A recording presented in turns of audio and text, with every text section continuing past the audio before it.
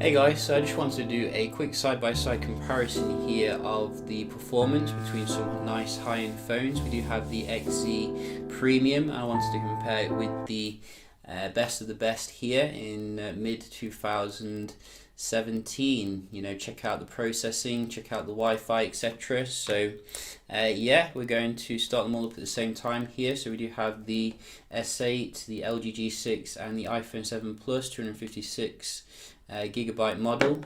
So let's just start them up here. So 3, 2, 1. Hang on. 3, 2, 1.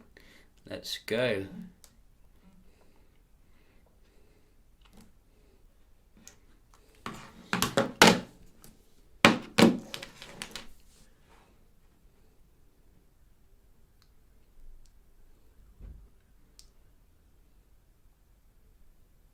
So you can see iOS always first here in terms of the boot up.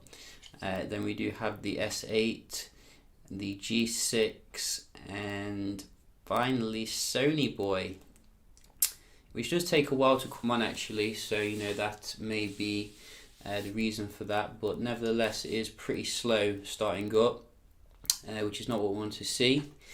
But nevertheless, I'm sure you're aware of the specs here. We are getting Exynos 8895 in the S8, Snapdragon 821, Snapdragon 835, and Apple A10. I nearly said Snapdragon then, but we did obviously get Apple's own silicon in its own phones. So yeah, let's see. We're going to run Antutu first to check out the benchmark. Because Antutu is good for seeing like the, you know, the stuff here. So let's just run this through.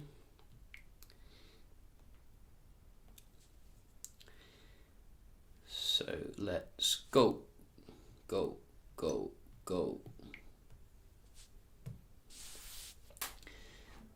So I'm going to just let the graphics play for a little bit here.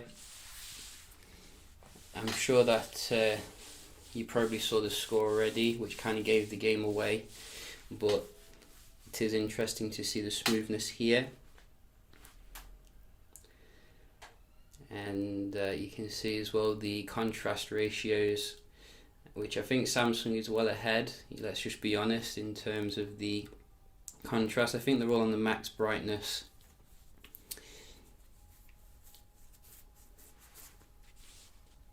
All of them look quite smooth though, you know, it's not too much difference in terms of the GPU. I'm pretty surprised that LG does look so smooth given the more, you know, ancient hardware. Well, not ancient, but you know what I mean, not the most up to date.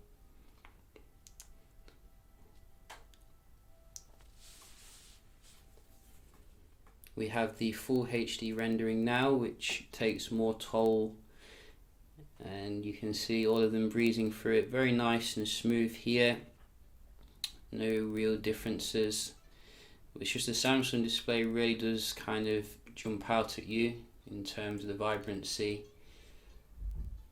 Maybe we'd see a bigger difference if this was like a 4K test. It'd be nice if Antutu did implement that in future.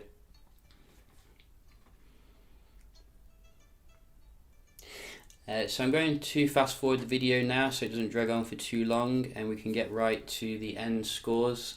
So we are coming to the end here, and obviously it's not going to be a massive surprise because we did give the game away already, but you know, you can see the Sony does seem to be finishing the benchmark a little bit faster here than Samsung, which is nice.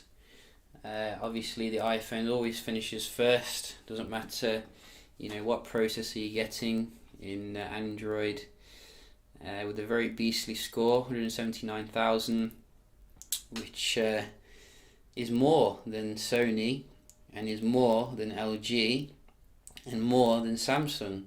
I'm very surprised actually Samsung is so low this year in terms of the benchmark, because usually Exynos is the best when it comes to your Android, but you can see Qualcomm's done some excellent work here to catch up this year, because they have been slipping over the last couple of years. So you know, fantastic score here for the XZ Premium, but it can't just match the iPhone. Just imagine what the iPhone 8 is going to be. You know, that's going to be beast in terms of the Apple A11 kind of architecture. So very interesting, and we're just going to as well move on here to the Wi-Fi speeds, because we have seen some inconsistencies now and again with the Wi-Fi here. So I just wanted to get them all on the table and, you know, see. And I think LG's released, sorry, I think HTC's released a phone as well recently, which I might look out for. The problem is it just doesn't have much of a soul, so not in a rush or anything. But you can see these are all on the same like network thing. Just start with the iPhone.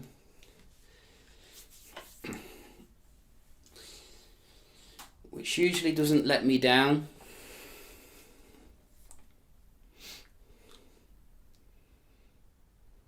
Very decent, as you can see. And LG is also pretty good this year, even though it's using older processor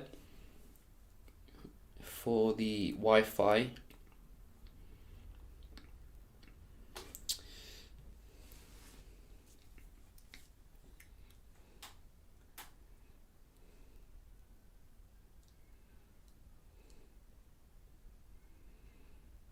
It was pretty good, but clearly not tonight.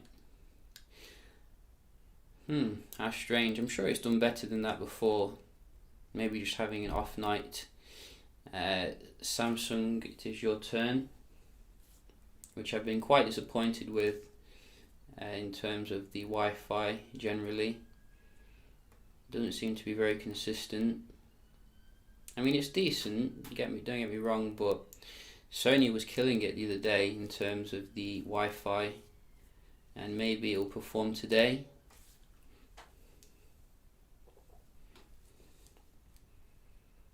Maybe. Or maybe not. You know, maybe not. You can see. Wow. So Sony's really lagging behind today. I don't know why that is. Maybe, you know, it's not had coffee or something, but nevertheless, you know, those are the scores. Samsung is ahead, but only just. For the Wi-Fi, but I think it's very interesting. As I said, you know, I think Qualcomm's definitely caught up here this year, and I think we're going to be getting a new Snapdragon next year, which they're already working on with LG apparently.